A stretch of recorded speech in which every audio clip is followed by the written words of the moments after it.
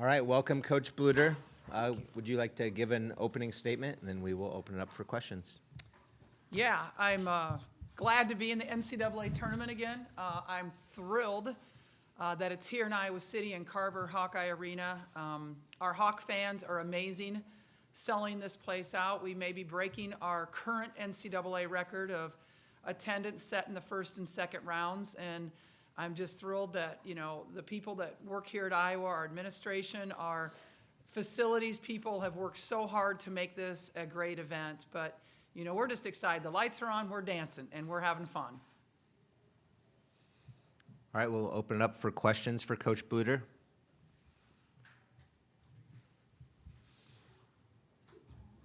Lisa, John Bonenkamp from the Associated Press.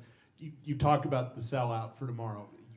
You got that crowd. You had that crowd at the end of the season. What's this mean for your program to have this kind of support at this time? Yeah, it feels so good. It makes me feel like our product is appreciated by our fans, that they're excited about watching us, they're excited about supporting us.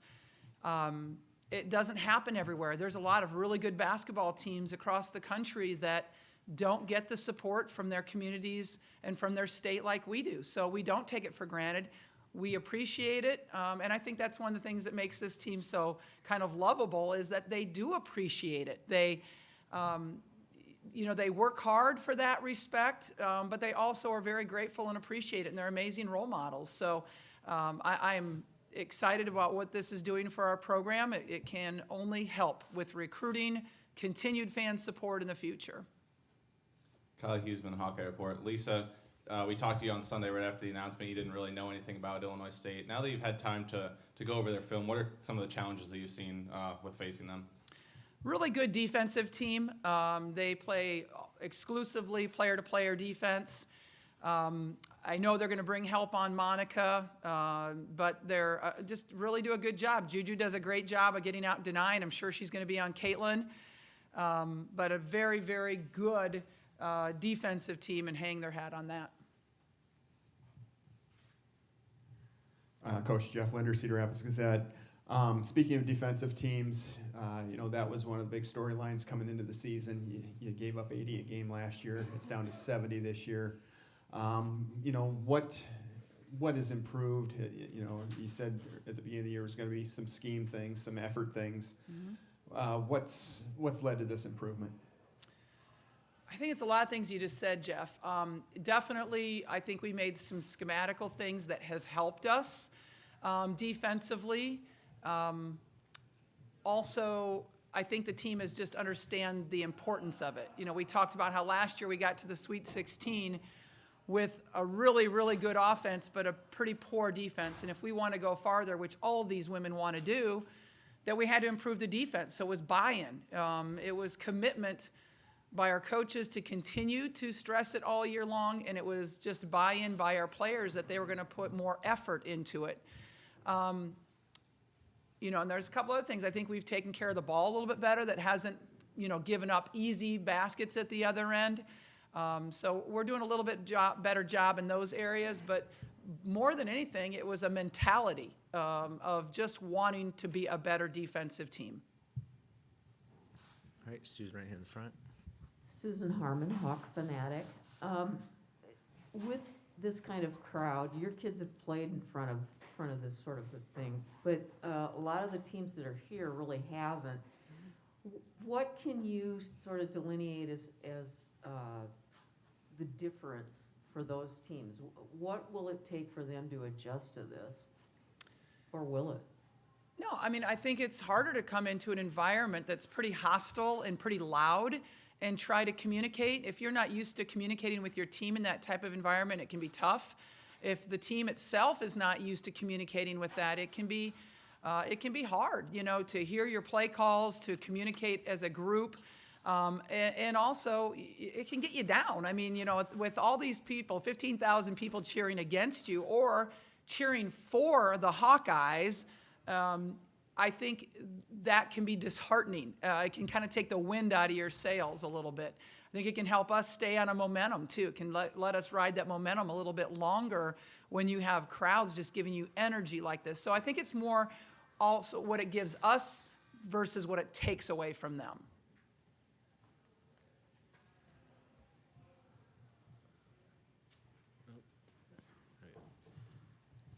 Dargan Southard from the Des Moines Register. Just if you look at these last 3 weeks in a vacuum, kind of, and you guys had 2 weeks of really intense basketball, Big Ten tournament, the end of the regular season, then you get a whole week off, and then 3-4 days to kind of ratchet everything back up. Just I know we touched a little bit about this on Sunday, but just kind of the mental makeup of where this team is at right now, being able to get those March-esque experiences, but then also a break. Where do you kind of feel like that side of things is at right now? I think our team is chomping at the bit to get back on the court. I think that the break was well-deserved and needed, but you're right. I mean, there's the highs, and then you have to come down from that and then build back up again. And so I think our team is pretty mature, having been in this situation last year, although we didn't have the week off last year because our tournament was moved back a week. I think they are so excited to get back on the court. I don't think they've lost any step or any drive or anything like that having this time off. I think more than anything, they're so excited to get out here and play in front of this crowd again and to have the opportunity to play in Carver.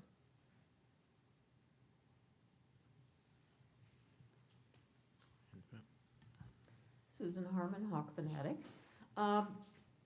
I know you have better things to do than look at Twitter, but after your Big Ten championship, Tania Davis and Zion Sanders both tweeted about Kate Martin, and Tania said that she's the kid she'd really want to play with.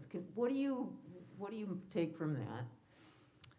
First of all, I love it that our graduates of our program are that vested, and honestly, I don't know, I FaceTimed with Tania that night. She, FaceTimed our staff, and so it makes me really glad that our former Hawkeyes are so passionate about our current success and about, just the success of this team. Wanting to play with Kate, who wouldn't want to play with Kate Martin? She is the epitome of a teammate as far as she's going to look out for everybody else. She puts everybody else ahead of herself. She is smart. She understands how to hold people accountable without tearing them down. She demands a lot out of herself, and so she leads by example, but at the same time, she's the first person to hold you accountable and pat you on your back. I think the team has so much trust in her, and she had a fabulous Big Ten tournament, and I was really, really happy for her to have that kind of success because that's what we saw out of her all summer, really. And so, if we have Kate playing like that, this team can go far. Chloe Peterson, the Daily Iowan. You said your players are chomping at the bit to get back on the court. How are you going to make sure they're not too jittery playing for the first time in almost 2 weeks in front of a sold-out crowd? Yeah, I mean, you want them to have that excitement, right? You want them to have a little bit of nerves because if you don't have a little bit of butterflies in your stomach, it doesn't mean a lot to you. So I want them to have a little bit of that, and I'm sure that they'll come out in those first 5 minutes and maybe perform like that. But then they'll settle down. They'll settle down after that little bit of time and come back. So I want them to be excited. I want them to have those jitters a little bit. And then I know that we'll be able to, after that first media timeout, kind of everybody take a deep breath and let's go from here and then enjoy the experience. Coach Jeff Linder, Cedar Rapids Gazette. Just piggybacking on the Kate Martin thing, how much do you see her down the road as a potential coach? Is she coaching material in your eyes? Absolutely.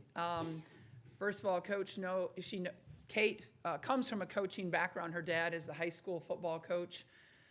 So she's been around, athletics all of her life. She understands things like there's the X and O part, and then there's the how to manage people part. And she really has both of those angles. And her dad, I think, has been a real strong influence for her on leadership and how to be as a player, how to lead, even if you're not the star. And so I definitely see Kate being a coach at a very high level. Kyle Huseman, Hawkeye Report.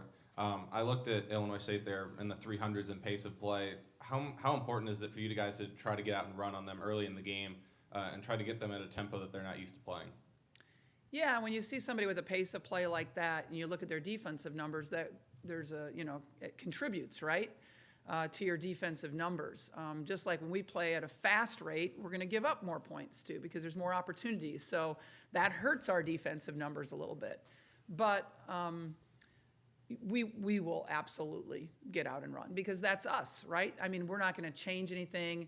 Are they going to try to slow it down? Well, you can try to slow it down in the offensive end, but it's pretty hard to slow it down in the defensive end when we have the ball in our hands. So we'll make the most of those situations. If they want to milk the clock on the offensive end, so be it. We need to get out and deny the passing lanes a little bit more. We need to create our own offense from our defense. And so if that happens, it happens. But I know on the offensive end, we'll play Iowa basketball. Any other questions for Coach Bluter? All right, thank you very much, Coach. Thank you. Oh, sorry, one sec.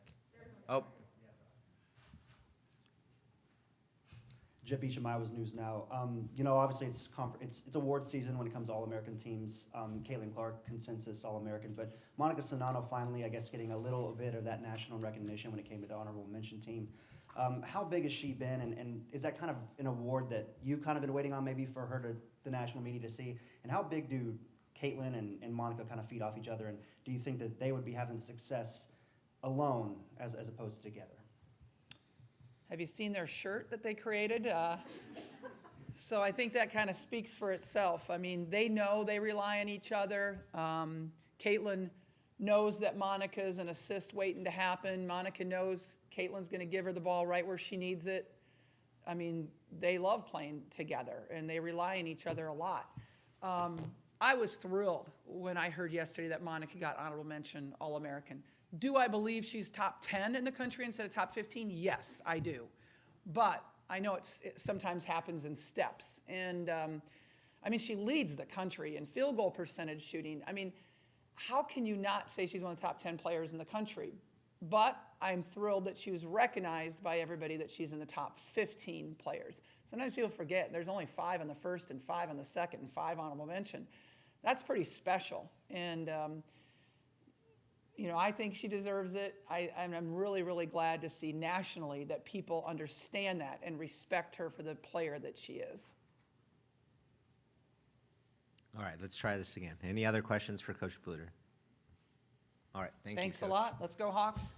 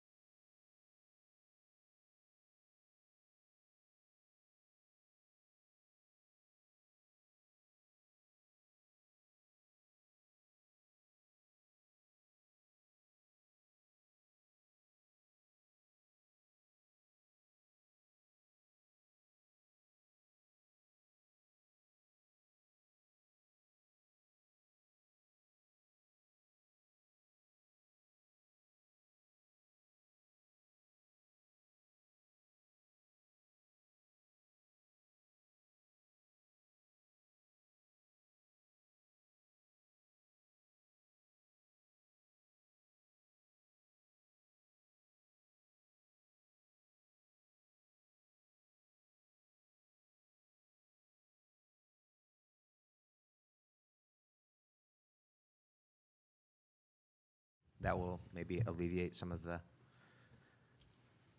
So we'll open it up for questions for Iowa student athletes. Welcome you two. Yeah. Kyle Huseman, Hawkeye Report. Question for both of the players, actually. We don't get to talk to you before the game tomorrow, but tomorrow is when it starts the win or go home part of the season. What are those last thoughts that you're going to have as you go to bed tonight and get ready for the game tomorrow? I think just being so excited. This is the time every basketball player dreams for, and we've been working towards all season and the off season. So I think more than anything, it's just excitement for what's to come and knowing what our team is capable of. So definitely gonna have to take a melatonin. Gonna be very wired, but I'm so excited.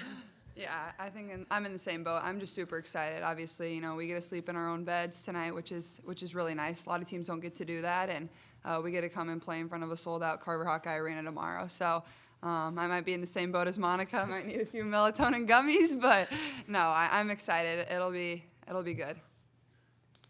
Yeah, Jeff Linder, Cedar Rapids Gazette. How is the approach different this year than last?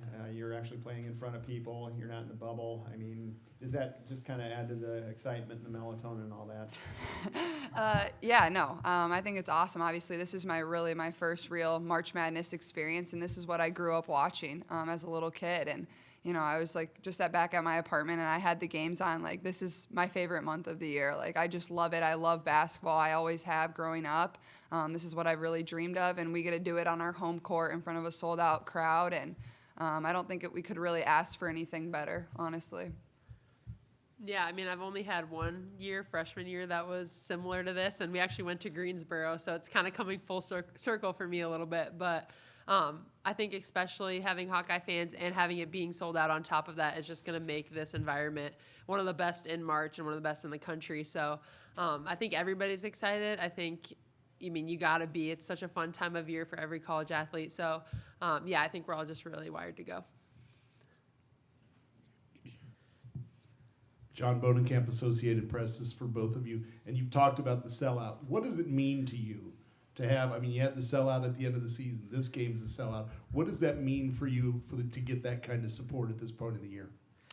Yeah, I mean, it's tremendous. This doesn't happen many places in the country for women's basketball, and, I'm just really thankful this community supports us like they do. And, it's spring break. There's not many people around town anyway, and to have it still sold out, I think, is pretty incredible, and just to have that excitement around our game. And I don't know if really any other place, probably South Carolina, is sold out too, but other than that, I don't know if it's going to be sold out anywhere else. So we're very lucky, very fortunate, and to have that excitement around our team is pretty special. Yeah, it's kind of indescribable walking out of the tunnel to a sold-out crowd, and they're all cheering for you. It's something that not many people get to experience. So I hope Hawk fans know how much it means to us, how much it really does help us momentum-wise, and how we love the support. It's part of the reason we all chose Iowa. The support here is crazy. It's unbelievable. So it's amazing having that behind you. Susan Harmon, Hawk fanatic. Can you guys talk a little bit about, for Monica, Illinois State and what problems they present? It appears that you guys will have a substantial advantage in the post. And how are you going to try to take advantage of that? Yeah, we are fortunate enough to play a decent amount of MVC teams normally with Drake and UNI. Obviously, Drake didn't happen this year, but we know how good those teams are, that conference is, and how we can't take it lightly. When it comes to the post, I'm really excited to kind of get a new look outside of the Big Ten. I know all those posts pretty well. But I just think playing hard, something that, our team does every game, is going to be huge, and just going into that game, treating it like something, it's a normal thing, not looking at it any differently. And just making sure I go out and do what I know I can do, and have fun. Dargan Southern, Des Moines Register. Caitlin, you look at the last 3 weeks, and you guys had a pretty intense end of the regular season and then the Big Ten tournament, and then you got a whole week off. I know this time of year everybody kind of looks for what's the perfect lead into the NCAA tournament to get your best product on the floor. Do you feel you guys have had kind of a good blend of getting March-esque environments and stress and all that, but then also, some mental rest and reset before Friday? Yeah, I think certainly. I think obviously the way we ended the season with a lot of close games, intense games, and then obviously going right to the Big Ten tournament and playing 3 games there and winning it all. I think we really needed that rest when we came home, and we had a few days off, and then we were back to practice, and they were competitive. We were scrimmaging, so I think at the same time, no matter if you were playing or if not, it would have been the same story for us. So I think it was good to have that rest, though. But we're super excited to get back on the court. I think we're all just a little anxious to play in a game again, and we're lucky we get to do it at home. But I think we're just super excited to play in a real game environment again. Chloe Peterson, the Daily Iowan. For both of you, with the regular season kind of in the rearview mirror, how do you think your defense has improved compared to last year, both individually and as a team? I mean, I think team and individually, it's improved tremendously, and I think everybody has just really bought into it more than anything. We did a lot of defense in the offseason, really worked on the fundamentals, changed some things, but I mean, I just think our team realizes the value of it a little bit more than we did last year, and it's really showing. We've come out in games a little bit stronger on defense right from the get-go, and we're seeing the rewards with it, obviously, with 2 trophies. So I just really think we've all bought into it. Yeah, I totally agree. I think we've all improved in a lot of areas, and obviously, we play a fast style of basketball, so you're going to give up a decent amount of points just because people have more opportunities to score, but I know our numbers are a lot better, and, we worked on it a lot. It wasn't always fun, but that's what we needed to do if we wanted to reach our goals now, but, you're basically 0-0 now, so it doesn't really matter. You got to be at your best, and it's winner, or if you lose, you go home, so we're going to need it in March, and that's what we worked all summer for, to be at our best right now. Bo Bowman, KCCI. Yes. Monica, I saw a fun stat line on Twitter, something like less than 20 dribbles in the entire regular season. What do you contribute that to? Are you coached to do that? Is it just great assist passing, or what is it? I think it's a little bit of both, quite honestly. My entire time here, I've been blessed with great point guards who have kind of made my job really easy. I don't have to take dribbles a lot of the times. It'd be silly to, quite honestly. But I'm definitely coached that dribbling takes time. Dribbling allows the help to come. And 20 dribbles is kind of a lot, if I'm being honest, for what I'm taught and what I do. So it's definitely a mix of the both. Coach A will tell you firsthand that if I dribble, I'll probably see it in film. But a lot of times people aren't expecting it now, so I feel like I have been dribbling a little bit more lately, but me dribbling a little bit more is like maybe 1 a game. That's considered a little bit more. So, yeah, definitely. Kyle Huseman, Hawkeye Report. Kind of to go off that, Monica, after we talked about that a couple weeks ago, I started to notice in games when you did dribble the basketball, and it seems like even when you do dribble, those are really well used, and it's to get you to the hoop or get you into a better position. When you are able to use them in a good way, is it still something that you see on film, something you want to take out, or are you okay with it in that sense? No, it's definitely okay with it. I think a lot of times what's been happening lately is teams scout me that I'm not going to dribble. So when I do dribble, it's really effective and nobody's expecting it, so they don't really know what to do. So yeah, normally when I see it in film, it's like a good thing. It's this was a good time to use a dribble type of thing. But it definitely gets flagged just because it's something you don't see very often.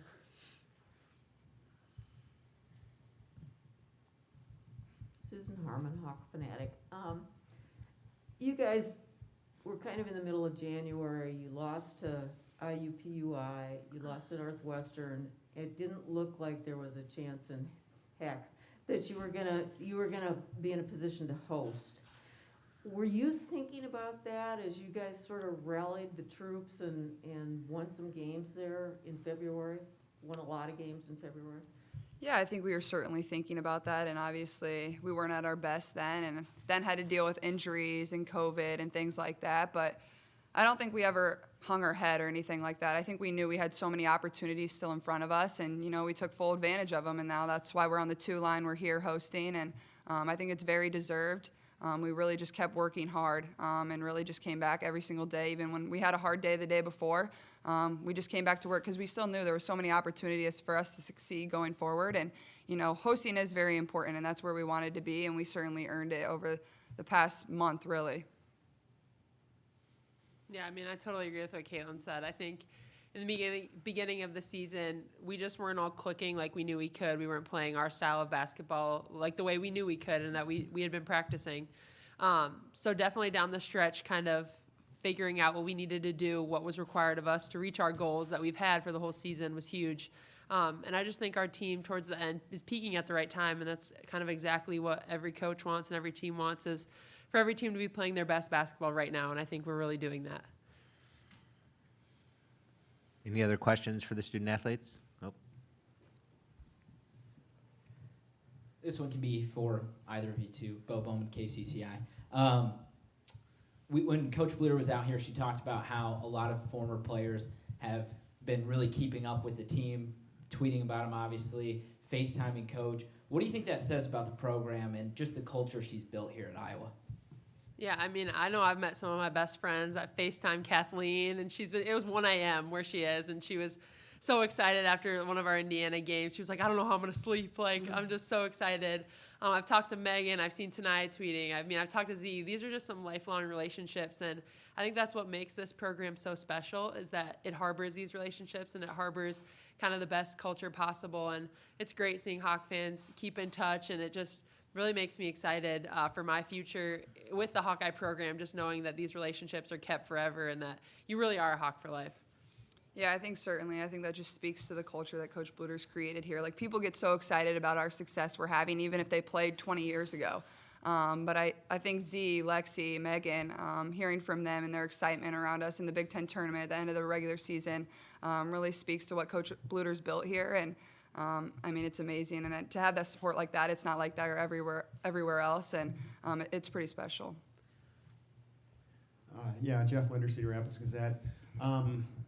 Kate Martin has been referred to as the glue of this team, captain, leader, stuff like that. What do you see as far as potential coaching possibilities for her down the road?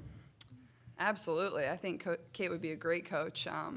I've never met somebody so competitive until I got here. We're basically the same person, and sometimes we butt heads because we're so competitive and we both want to win. But yeah, I think she's the best teammate I've really ever had, and she would make a tremendous coach someday. She holds people accountable, but also builds them up. Yeah, I mean, she would be a tremendous coach, and maybe we could team up and coach together, all three of us. But no, I really see her being a coach one day. I think that's what she wants to do, and I'd be at her game supporting her. So I think she could coach on a very high level and be very, very successful.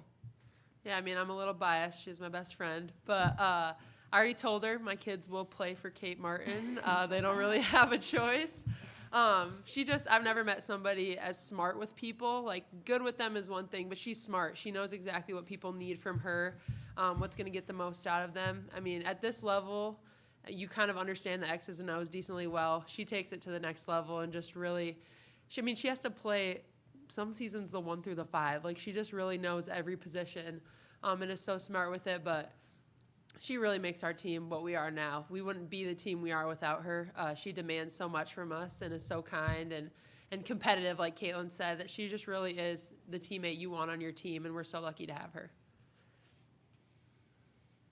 All right, any more questions? All right, thank you to the student athletes. Thank you. And good luck tomorrow.